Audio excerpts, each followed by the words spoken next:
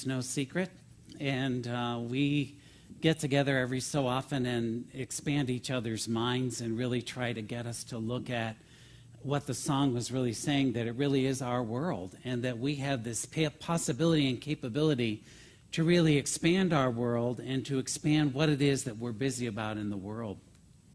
I had a great opportunity yesterday to talk a little bit with your leadership of the church, and just talking about how is it we can move from simply being good to being great. What is it that we can do to really up-level what it is that we do? And I've been in Colorado Springs 5 years now, which is hard to believe. And they had quite a story when I got there. And it's been interesting to us to not buy into our story and to begin to create a new story and really expand our world and expand our lives. So this morning, I thought it might be good for us to look at what is available to us. And limitless abundance is available to us, but so much of it depends on our container, what it is that we are willing to allow into our lives and really allow into our own expandedness. I come from Burlington, Vermont, which is up in New England, and my mother was born in Winooski, which is right across the river from Burlington, which means you're on the wrong side of the tracks. And so I'm a little above a white sucking trailer trash boy. That's really what I am at the heart of things when you begin to look at all that stuff. But the Winooski River is this amazing river, and a couple summers ago, it began, the dam which flows got jammed up. And so what happened downstream is that all these different communities began to be affected by it. Because the Winooski River is at least 100 miles long, and it empties into Lake Champlain, which is the largest freshwater lake in New England. And I grew up on Lake Champlain, so when I came out to Colorado and they pointed out lakes to me, I was a little bewildered, because I thought in Vermont we would call that a pond, but here it's considered a lake. But so Lake Champlain is this massive piece, and the Winooski River is the one that really allows that. And then from there, it flows into 3 states and provides half of the lake's fresh water, and all the way down into Boston, all the way down into New England, and eventually connects to other rivers as well. But this one summer, the dam got jammed. And so what began to happen is the flooding on the Burlington and Winooski side was astronomical. And yet down a little bit later in Lake Champlain and a couple other states, they were getting nothing.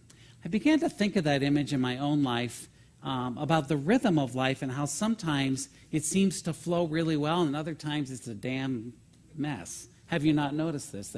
And things don't work, and I oftentimes like to blame other people when that happens, and I like to blame situations. So why don't you point your finger at me like this?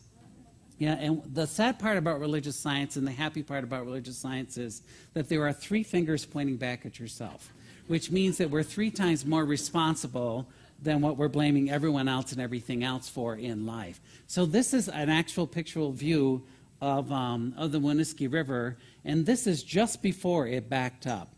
And so you can see that there is this area that really wants to have water, but somehow the dam is not allowing it. So my question to you this morning is, what's dammed up in your life? What is it in your life at this moment that is not flowing, that you want to have abundance in? It could be a relationship, it could be money, it could be a variety of different things. And so what is longing to happen is that the dam needs to be opened. But for the dam to be open, we must be open. We must be open to the possibilities of what's available to us and how it's available to us as well. And so this morning, I thought we would look on some ways that we could open up the dam. We could open up a dam to a career maybe that you're looking for. We could open up a dam to prosperity that is lacking in your life. We could open up a dam of forgiveness for a relationship or a situation that has been dammed up a while, that somehow wants to flow and wants us to flow in it as well. So how do we clean up the dam? My friend Maxine says, well, a day without griping is like a day without talking at all. And that could be a lot of us in that process, because I don't know what you're like, but when life is dammed up, I gripe. Am I the only person on the planet that does this? Until I call Barb, who then slaps the crap out of me and says, get a grip. And so then I get a grip. Because why do we dam up life? Because we forget who we are. We forget that we're living in an unlimited universe of a God that is full of infinity, that wants to allow things to flow in our lives. I love this by Eric Butterworth, my favorite author on prosperity. He said, prosperity is a way of living and thinking, and it's not just money or things. Poverty is a way of living and thinking, and not just a lack of money or things.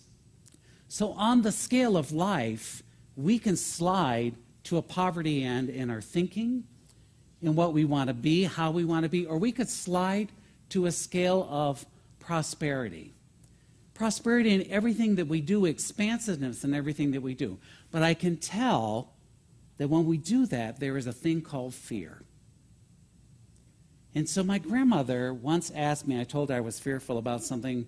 My grandmother was quite cantankerous, got a speeding ticket when she was 89 years old, going 95 miles an hour in a 40-mile zone. Went to the court, fought it, and won that didn't have to pay the ticket. So that's the kind of woman she is. And so I said to her, Mamere, we call our grandmothers Mamere back in New England. I said, I'm fearful. She said to me, what tense in the English language is fear? And I said, it's present because I can feel it. She said, it's futuristic. You're making it up. Stop it. She was sort of a compassionate woman. So what I'm telling you is we're making crap up. So the fear around not letting poverty take over us and letting go of fear so that it doesn't get dammed up is pretty important.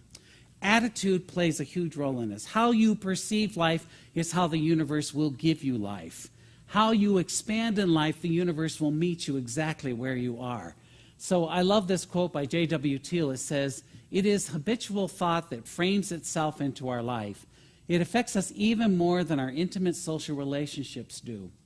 Our attitude or our confident friends have not so much to do in shaping our lives as the thoughts in which we harbor.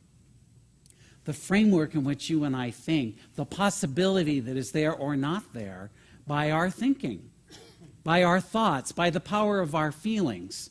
And it's not just thoughts, it's feelings. And I always believe feelings plus thoughts equal outcome. Feelings are the accelerator on your gas pedal. So put your foot on the gas pedal this morning. Most of us are riding life through this. What is that? The brake.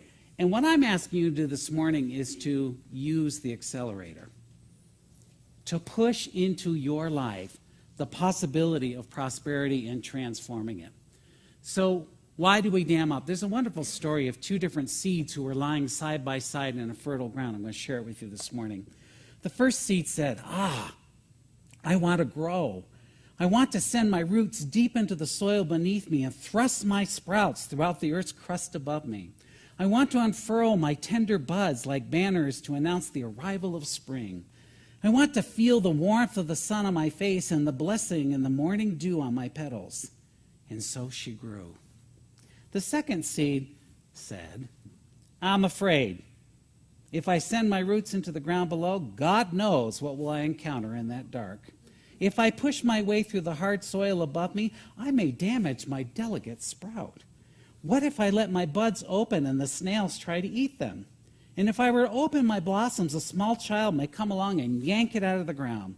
No, it is much better for me to wait until it is safe. And so she waited. And then a yard hen, scratching around in the early spring for food, found the waiting seed and promptly ate it.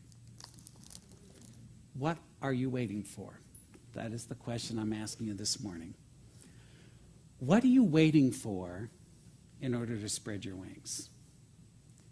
What is it you're waiting for in your realm of prosperity or possibility? Why do we have our foot on the brake of life when the universe longs to fill it? Our founder, Dr. Ernest Holmes, puts it this way. Nothing is more definite than mental work. Mental work is not daydreaming or fantastic wishing. It is the deliberate act of the mind, a conscious moving action of thought in a certain definite direction. Our thought gives direction to a power which is infinite compared to our own conscious capacity. We are into the world of possibility. You and I have been created in unlimited possibility. So I have 3 ways that we're going to open the dam this morning. First one is demonstrate. One has to demonstrate in order to come to belief. When we are able to demonstrate small things, we are able to move into larger things. Secondly, accelerate. It is time to put our foot on the gas pedal and let it flow. Not only in your own life, but in this community's life. Allowing prosperity to flow and accelerate in your life in every aspect of your life. And last but not least, you need to learn to move. You can't be the seed in the ground just waiting out of fear. Because the universe will only move when you move. Say that with me. The universe will only move when you move. Yeah. It's a crazy little trick if you ask me. But it would only move when you move. It will match you to the end. So, demonstrate. Many years ago, there was an elderly man. I used to work in the world of aging, and I know what this story is like, having to have downsized my grandmother's house. And so it was that time in his life where he realized that he had to let go of all of his possessions. And he had been a concert violinist most of his life. And so he began to look at all of his antiques and decide that he would have an auction to auction off all his beautiful antiques. And he made the decision that he was also going to auction off his violin because his fingers had become so arthritic, it became difficult. And so he made the decision to go to the auction, and he watched as the auctioneer bid off his life one piece at a time. And finally, the last piece to get bidded off was his violin. And the first bid came in, $10. Second bid, $20. Third bid, $25. And it looked like it was going to be sold at $25. This so upset him that he yelled to the auctioneer to stop. He walked up to the front. He took the violin away from the auctioneer. He put it up to his chin, and he began to play. And he played, and he played, and he played. And as he made love with his violin, and when he had finished, he bowed to the auctioneer, handed it back over, and walked back to his seat. The auctioneer cleared the previous bids, held the violin, and took the first bid, $500. Second bid, $2,000, $3,000, $4,000, sold at $5,000. What made the difference was the way he played it, the way he demonstrated it. My friends, you and I have been given this incredible life to play, to demonstrate, to create a life worth well living that holds the weight of the divine, that allows life to really flow through in all of it. Eric Butterworth says, all that really counts is what is happening within you. How are you reacting to the situation? Within you is a limitless, unborn potential of creativity and substance waiting for you to demonstrate. Pick it up, friends. Pick up your violin. Pick up your gift. Pick up your talent. Put down the fear. Pick up the bow of demonstration. Pick up that dynamic that allows you to really flow and sing and dance and be the person that you are called to be. Because prosperity is a mindset. It's your expectation. Expect to expand your wealth of knowledge, relationships, income, and wisdom. I watched as your community came together. And what Barb left out in the introduction is what I said to her is, you have unlimited possibility with this community. My friends, as you celebrate your second anniversary, it is time to expand. It is time to grow. It is time to grow your personal prosperity and the prosperity of this community. It's time. You're settled in. You know who you are. Now play. Now pick it up and play it. The world needs our song. It needs the song of acceptance, of love, of joy, of open borders, of loving one another, of loving children, of expanding and being creative in that process. I love this. Jerry Gilly said, the strongest single factor in prosperity consciousness is self-esteem.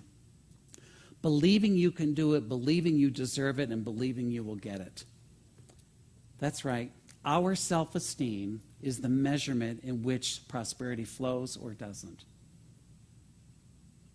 So, learning to love yourself is critical. For one cannot love themselves without contagiously loving another, without doing it. Remember to demonstrate. You know, there's the wonderful little story. This girl got a little baby brother, and she kept saying to her parents she wanted to go in and spend some time by herself with the little baby brother, and the parents were really worried that she was going to do something to the baby. And so they said, no. And finally she just begged. And so they allowed her to go in, and she wanted the door closed, but they left it open just a little bit. And she went over to the crib, and she looked over at her little baby brother, and she said, please tell me what God is like, because I'm beginning to forget. My friends, we have forgotten who we are. We have forgotten that we were made in the image and likeness of God, that we are the micro of the macro, that the unlimited possibility that created this universe, the infinite expansion of this universe, is the stuff in which you and I are made of. And so I lean over into your crib this morning and I say to you, my friends, you have forgotten. You have forgotten how limited you are and the possibility you have to really expand and grow. Abraham Hicks, I love listening to her. Anybody else listen to Abraham Hicks? Yes, wonderful. Go on YouTube. When you feel healthy and vital and alive and prosperous, you attract more of those things. What are you feeling like this morning? Are you feeling alive, prosperous? Yes. Very good. Thank you. Thank you. I don't know what the rest of them are doing here. Do you?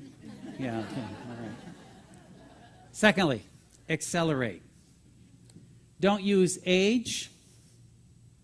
Don't use your job. Don't use your partner. Don't use whatever lousy excuse you come up with not to accelerate your life. One of my favorite people on the planet is a man that I met several years ago when I was in the world of aging. This article was written about him. Probably no one person has stirred my imagination over the years more than Walt Jones of Tacoma, Washington. Walt outlived his third wife, to whom he was married for 52 years. When she died, someone said to Walt, "It must be sad losing such a long-time friend." His response was, "Well, of course it was, but then again, maybe it was for the best." "Why would you say that?" asked the reporter.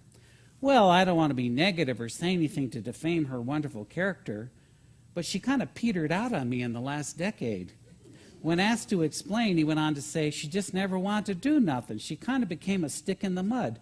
10 years ago when I was 94, I told my wife we ain't never seen nothing except the beautiful Pacific Northwest. She asked me what was on my mind, and I told her I was thinking about buying a motorhome and maybe we could visit all 48 continuous states. What do you think of that?" She said, "I think you're out of your mind, Walt." "Why'd you say that?" I asked. "Well, we get mugged out there. We die and there wouldn't be a funeral parlor." And then she asked me, "Who's going to do the driving, Walter?" And he says, "Well, I am, Lammy." She said, "You're going to kill us." Walt said, "Well, I'd like to make footprints in the sand of time before I check out, but I can't make footprints in the sand of time if you're sitting on your butt. unless your intention is to make butt prints in the sand of time. So the reporter asked, so now that she's gone, Walt, what do you intend to do? What do I intend to do? I buried the old gal and bought me a motorhome.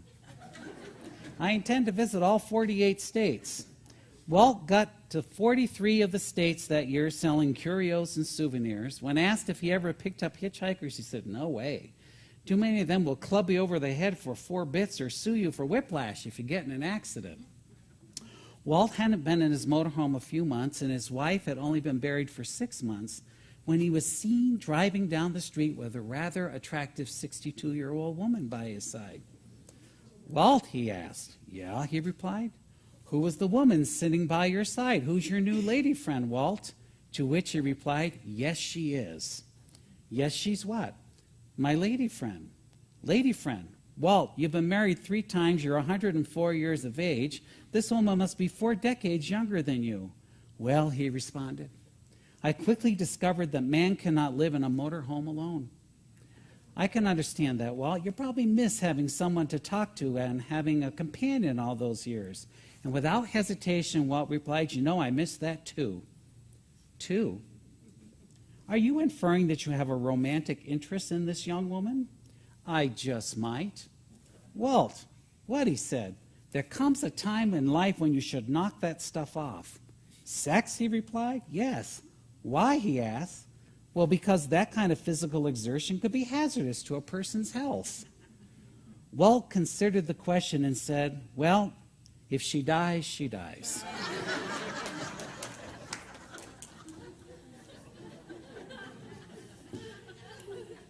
Accelerate. Accelerate. You have this moment to accelerate.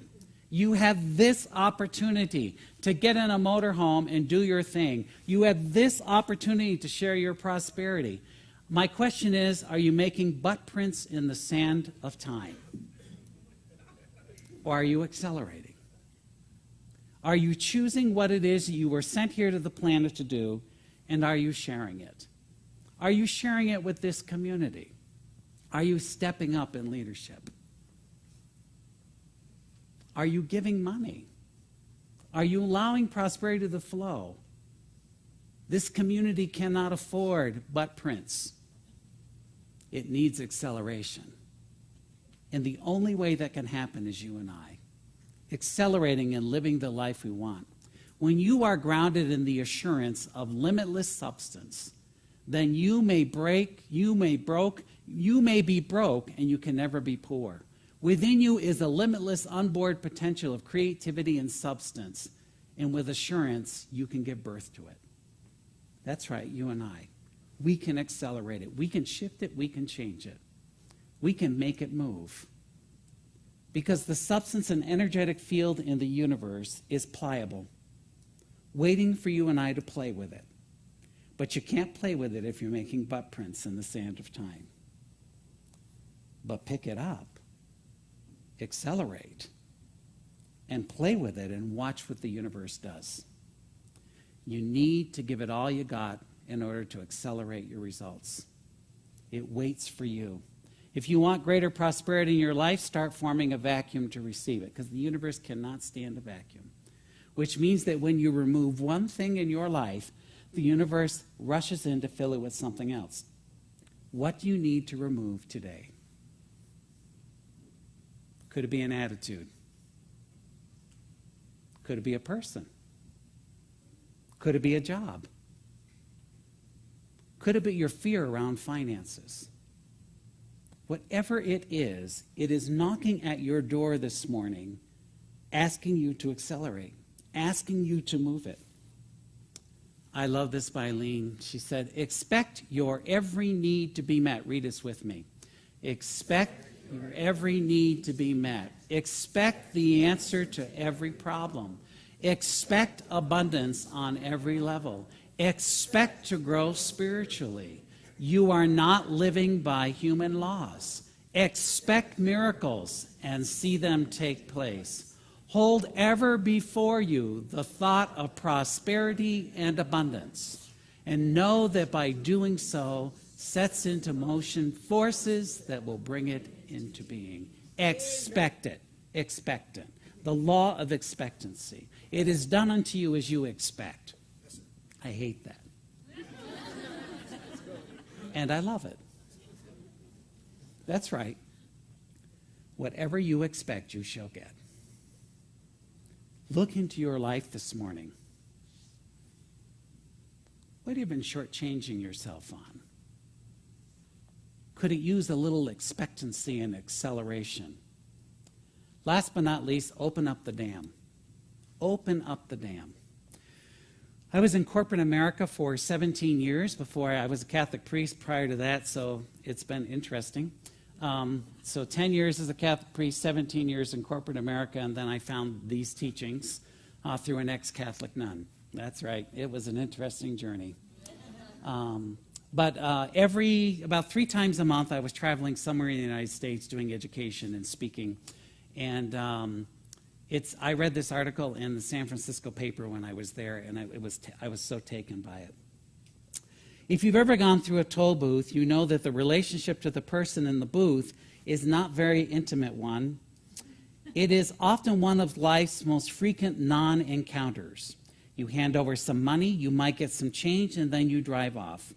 I have been through every one of the 17 toll booths on the Oakland-San Francisco Bay Bridge on thousands of occasions and never had an exchange worth remembering until today. Late one morning, I was heading into lunch into San Francisco, and I drove toward one of the booths. I heard loud music. It sounded like a party or a Michael Jackson concert. I looked around. No other cars had their windows open. No trucks were around. I looked at the toll booth, and inside of it, there was a man dancing. "What are you doing?" I asked as I drove up. "Well, I'm having a party," he said. I said, "What about the rest of these people?" I looked over at the other booths, and there was no dancing going on there. He said, "They're not invited." I had dozens of other questions for him, but somebody very impatient behind me was honking the horn. But I made a note to myself, find this guy again. There's magic in his eyes. Months later, I did find him again, still with loud music, still having a party. Again, I asked, "What are you doing?" He said, "Oh, I remember you from the last time. I'm still dancing. I'm having the same party." I said, "Look, what about the rest of those people?" He said, "Stop. What do those people look like to you?" He pointed down the row of toll booths. "They look like toll booths." He said, "No, use your imagination." I said, "Okay, I give up. What do they look like?" He said, "Vertical coffins." I said, "What are you talking about?" He said, "I can prove it. At 8:30 every morning, live people get in, and then they die for 8 hours. At 4:30, like Lazarus rising from the dead, they reemerge, and then they go home. For 8 hours, their brain is on hold, dead on the job, going through the motions." I was amazed. This guy had developed a philosophy, mythology about his work. I asked the obvious question, "Why is it different for you? You are having such a good time." He looked at me. He said, "I knew you were going to ask me that." He said, "I'm going to be a dancer someday." And he pointed to the administration building. He said, "My bosses in there are paying for my training." I want you to know 6 years later, he was dancing for the San Francisco Ballet. My friends, our life is a toll booth. And every day, we get in it. And we're called to collect the highest consciousness and be the highest consciousness that we can be, or we can get into a vertical coffin. If you want to undam your flow of prosperity in your life, resurrect. Get out of the coffin. Learn to dance. Learn to move toward that which you are seeking, and it shall seek you. Learn to dance and move and create and have your being in a universe that is for you and never against you. Learn to pick it up and create with it in the process. I love this. This baby mosquito came back after the first time flying, His dad asked him, "How do you feel?" He replied, "It was wonderful. Everyone was clapping for me." The universe is clapping for you. Are you hearing it? Are you hearing? Are you moving? Are you having your being? Are you circulating your good? Are you circulating your wealth? Stop holding on, my friends. Get out of the coffin. Eric Butterworth says, life is fundamentally a matter of growing, a growth experience. Missing the mark is one of the ways in which we learn to hit the target. When life won't budge, learn to move in the different direction and grow. Grow, move, create. Our founder, Dr. Ernest Holmes, puts it this way out of our textbook. Each one of us is a fountain of life. There is a God presence backed in each one of us, a life force seeking an outlet through our thoughts and acts. Some would say, well, I don't know whether there is water enough. You, my friends, I, live in an unlimited universe just waiting for you to open up and release. My friends, the invitation today is to expand, to open up, to allow life to flow through you, to undam the parts in our life, to undam the fear, the lack mentality, the limitation. It is time to expand.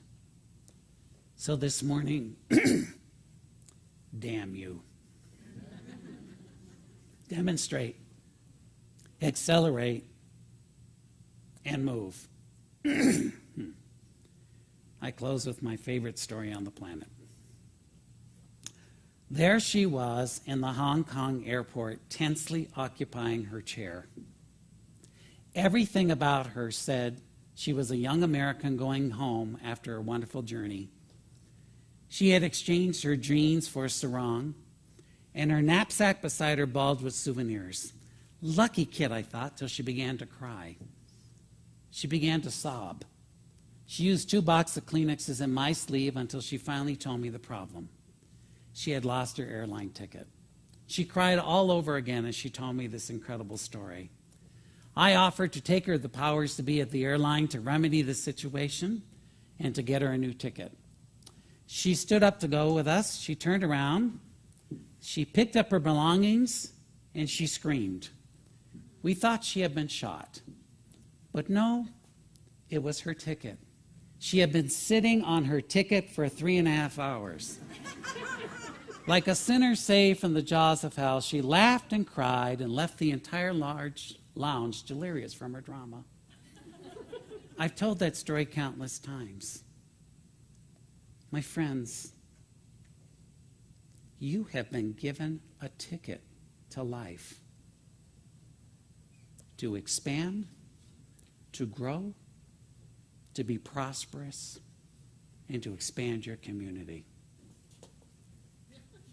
Get off your ticket.